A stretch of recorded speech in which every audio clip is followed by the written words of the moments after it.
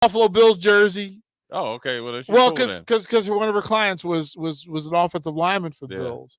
Now I think he left the Bills and went to the Giants, but Yeah. another one space, and she represents Aaron Donald Oh, yeah. as well. So she's got a crew of folks, Commanders, Ravens. She's all over the place, but it's good to have her in studio tomorrow. She's making the trip as well. Yeah, there's several things in play. What's the headline, Jay, from Bengals Chiefs? Yeah. What's the headline? The headline is definitely Patrick Mahomes doing what he does, man. I mean, I think when I talked about it with Kenny on Friday, I was like, it seems Patrick Mahomes has been, I think every year he's been starting, he's been to the AFC Championship, I think, like 5 years in a row. Now he only has one Super Bowl, but at the end of the day, he's been pretty dominant. So just a quick glimpse, you're like, oh, he's that's enough. Or it's like he's older, like he's over the hill, like he hadn't even hit his prime yet. And for him to be shunned, sometimes, when you get backed into a corner, whether it's a legacy or just questioning his greatness or questioning him as the best, because I'm sure he feels he's head and shoulders the best quarterback in the league. Now, I know he don't want to see Brady in those situations, but at the end of the day, right now, what he's dealing with, he figures he knows he's the best. He feels like it, and when he's questioned and he's challenged, ankle sprain or not, that he led them, with the fourth, fifth, and sixth receiver and threw for 326 yards, no interceptions. Made the game-winning run on a hobbled ankle at the end of the game, where he, obviously gets a little bit sore, and so he, come on, linebacker, tell me true. Tell me true. What's going through Osai's brain? I mean, look, he's 260 some pounds. He's going full speed. Runs a 4.6 40. So we're not talking about. It's hard for him to stop. Right? Now, ideally, you would like to. He's trying to stop him from getting the first down. He's a young kid. Ideally, you'd like him not to hit him, but to be honest with you, there was plays before that lost him the game. The punt return lost him the game. Whether it was a block in the back or not, I think that was probably more of a flop trying to get the call. You don't think that Mahomes flopped on the tap on the back? It went got pushed out of bounds. Yeah, he flopped. Right? He sold it, but the contact was clearly out of bounds. Yeah, the contact was there. The contact, WWE sold that. Like he went, but at the end of the day, it doesn't matter if he stood. The contact was out of the bounds, and he got hit hard enough to fall. Now the flopping and all that stuff, you sell it. That's what guys do. So I mean, it's a penalty. I feel sorry for the young man, because he, out of all the defensive linemen, he played the best, and everybody's talking about that one play, and everybody's talking about his teammate Pratt, going into the locker room and why'd you hit the quarterback? Well, on the game-changing play, the Chiefs ran ideally, it was the one that where Tony Romo. I don't know what Tony Romo was saying. I know what it sounded like. Hello, I don't know. Tony Romo. Who you hanging out with that you freely? You know who he's hanging out with. Des told you that's my QB. Like he used some family cookout language. I think Tony Romo showing up at the cookout saying, "What's right? happening?" Yeah. Oh, come on, be rad. So, it was. yeah. So, well, anyways, on that play, it was a simple screenplay. To Pachinko, the running back, dead in the rights. There's three guys there. They had him out leveraged to the sidelines, inside runner, and then a straight on alley filler. And Pratt was one of the guys that missed the tackle.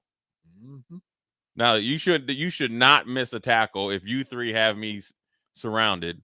As great as I might have been in high school or college. Jay, look at you and look at the rest of us. You're plowing. You're running. You guys would have got. You're running over. You should be in the NFL. You should be able to get those guys. See, Jay thinks of himself as a basketball player with a football player's heart. Like he just in his mind, he's a basketball player who just happened to muscle up to play linebacker because it paid well. And I was vertically challenged after about my junior year, but. What was that extra 30 you put on from? That in the weight program, but. He missed the tackle. I mean, look, I understand it. It's a huge play, and they came out and he obviously the kicker made it. It sucks for him, but it's a penalty. It is. Would I'd like the ref not to call it? Probably. I would have liked them not to call it. It seemed, I just felt like the officials. Now the whole extra plays and all that stuff, they actually weren't wrong. The guy came on the field. Now, granted, when it's crazy, like granted, now the Chiefs were on offense, so he should have been blowing his whistle and be more authoritative. But he did call the play dead. And then on the pass interference, Eli Apple was more than pass interference. It was flat out like tackling him, and they got him off the field. But overall, in the 49ers do you game, think the pass interference late in the drive, the simple hand on the hip? Now that's a little ticky-tacky when it's late like that. Now, I will tell you, and that's the drive. But that's the entire drive, is that when I have a simple rule, and for me, if it doesn't change the result of the play, that we're taught as coaches when we ask the question is, did it impact the result of the play? Right. But and that foul, but you got to know how they're calling it anyways. Okay. And the fact that you have Eli Apple on your team, see, this is what people don't understand. It's not the NFL is not rigged, but the refs. If you ever watch that Netflix show, refs are petty, okay? And yes. They do not like. In the NFL is not petty, but the Shield has its own rule. When Eli Apple tweeted out the tweet at Hamlin with was it Cancun on 3 and the thing like that.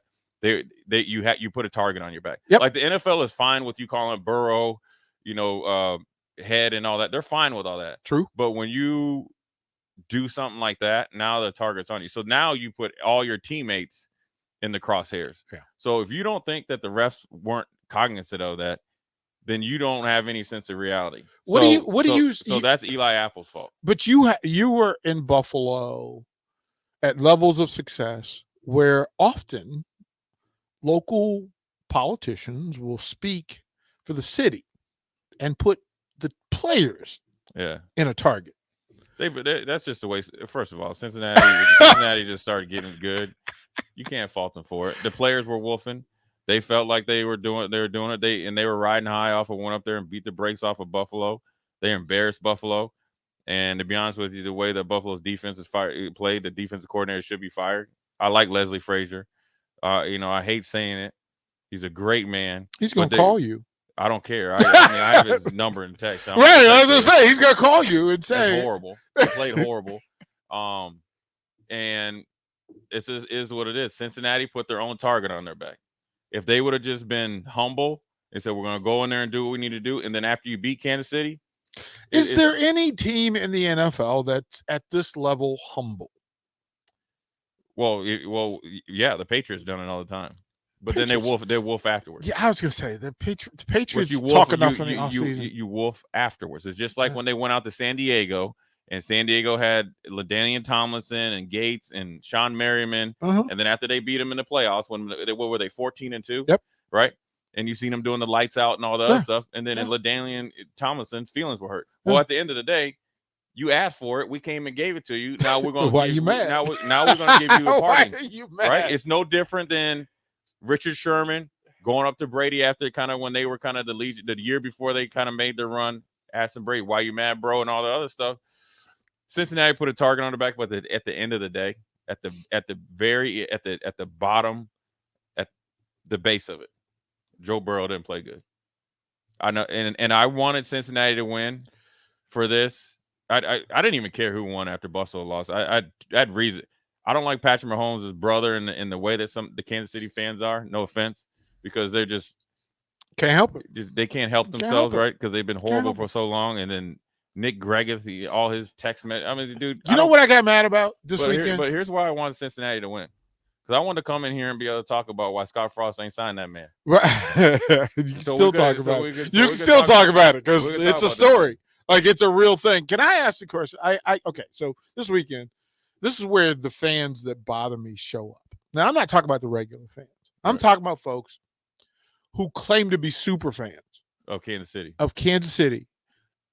And they said, I know everything about the Chiefs. And then I asked, well, who's the first person to do an end zone dance for the Chiefs?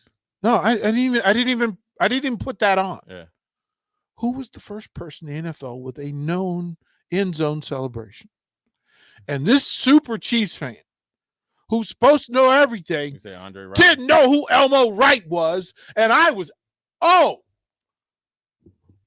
wait a minute. Wait a minute. How Well, you can't even put on the colors? You could ask them who the best linebacker for the Chiefs ever, and hopefully they would have said Derek Thomas. They better. Or they could have said Bobby Bell. Or Willie Lanier. Or I don't Willie know. Lanier. I don't know Virginia's finest. Yeah, Say Willie Lanier. But they might be too young. They might be Austin. They don't know. They But, didn't, but Derek Thomas is definitely in everybody's young or old mind. It upset me that here they were, and I said, well, do the dance. If you're a Chiefs fan, do the Elmo Wright celebration. If they're a Chiefs fan, they're a modern day Chiefs fan ever since Andy, maybe since Come on, Austin. when Come Dick on, Vermeil Austin. got there. Come on, Austin. I was Right? gonna say, I saw, as a Royals fan myself, I saw a lot of that when they made their 2 postseasons in 14, Yeah. 15. Everybody's I'm sure on a roll. Kansas City is a great Yeah. sports town, not having lived there. I'm sure they're fine people, but they jump on that Yeah, bandwagon. they do. And you know what? They jump on and You they know hold what on the- for dear That life. should be on a shirt. You know what the worst is? Kansas City Chiefs fans. I'm You know- sure they're fine people. You know what the worst is? People send me texts. Are you cheering for the Chiefs? Why? Like, are you kidding me? Like, are you kidding? Like, I'm not a fan. Like, I want to see a good football. Like, because Buffalo lost, all of a sudden now, since You owe it to them to be a Chiefs fan? Yeah. No. That is the greatest low-key burn ever. Like, for whoever your rivals are. Oh, you're an Iowa fan? Yeah. They must be nice people. They're nice people. Kansas City, and I'm gonna tell you this though, Kansas City has a intimidation factor when you go there. No, I'm gonna say this. Now I played up in Seattle, both when they were indoors, and I felt like up until I went to Kansas City, I was like, "Holy crap! This is like deafening in here." Especially when Cortez Kennedy literally went up and down the line and was like, "Yeah, I'll kick your butt." Literally was like, "All right, I'm just gonna make the Hall of Fame of all your guys," and that was including Reuben Brown, who should be in the Hall of Fame. Cortez Kennedy was off the chain this day. So then I'm like, I got to Kansas City and we played them, and we were in the playoff hunt, so we're there and we played them, and it was kind of like on a December kind of overcast day. You know what their intimidation is when you go to Kansas City Stadium? It's the barbecue. It's like you come in there, you got your headphones on because we stayed right across the highway, right? So there's no point in getting on the early bus or late bus. You're there at all the same time. But you go to the bus and you smell the barbecue and it takes your edge off. It does. It just like, man, because I'm riding up to the game like, dang, that smells like some ribs. It's in it gets to the bus, to the team bus driving up. When you cross the highway, right? And I don't know if they still have the hotel there. When you cross, they do. There's nothing in Kansas City. Okay, The stadium. There's nothing there. Right. Austin is on fire. What is happening? Oh no, if you ever not been there, yeah, no, I love it. Nothing. But Austin is killing today. Have you been to the stadium? Yes. Yeah, like literally, there's a Denny's. It's a Clarion. It's a Denny's and a Clarion hotel, and it's actually pretty nice. And then you go across the highway, and then you got to fight they tailgate. And then the good thing about Kansas City, we beat them, and they give you some barbecue after. They were cool. Yeah, I mean At least they could. That's the after party. I was with the Chargers when the Chargers, because the Chargers play them all the time, and this is in the junior Seau section, and the Stan Humphreys when they're going to Super Bowl team. So when they came to Kansas City, it was a problem. Like it was like, okay, the after party in the parking lot, the players' parking lot, like the Chargers knew they were coming to get a win, and then said, well, we're going to stay a while. We're going to delay the team flight to get some of this KC barbecue and celebrate with the fans. And they would say, thanks for inviting me to your KC Chiefs party. I didn't mean to eat your food and beat your team. You guys but I got I was lucky enough a couple ex-Huskers were there, so they brought me over, got some barbecue. But on top of that, that was the loudest stadium I ever played in my life. Ever. It was 3.5 hours. What's the 3 loudest? Give me the 3 loudest that you played. Pittsburgh, Seattle. The loudest is Kansas City. The second loudest, I would probably say Pittsburgh. And then Seattle. But literally it was 4 hours of I just stopped talking. Like literally, I remember talking to Bruce Smith and Phil Hansen. Where Bruce was like, "Man, stop yelling at me!" Right? But Bruce didn't care because here's how Bruce is. Bruce gonna do his thing. So even if Bruce makes a mistake, it's my fault. You know what I'm saying? Look, rookie. Right. Like, there's no, hey, Bruce, you should be in the C gap. It's Jay, you see him in the C. Now you go to the B gap where, you play off of him. So Phil Hansen was always cool. So I'm literally from me to DP with my helmet yelling at Phil Hansen for a check, talking about a check before we go into the game because Kansas City's defense is on the field. And it was like the ground was shaking. And I remember thinking like, damn, like this is crazy. In 3 hours, and then you get in the locker room and your head and ears are ringing. So the barbecue was needed. Let's take a break there. When we come back, we'll do the last segment of the first hour, old school. I want to introduce somebody to you, and then we'll get into game 2 of the championship Sunday. Lots to talk about. That game set off a lot of folks, and it paints a wonderful picture for Super Bowl Sunday. But we'll do that when we come back to Old School. Watch Old School live on Facebook, YouTube, or Twitch.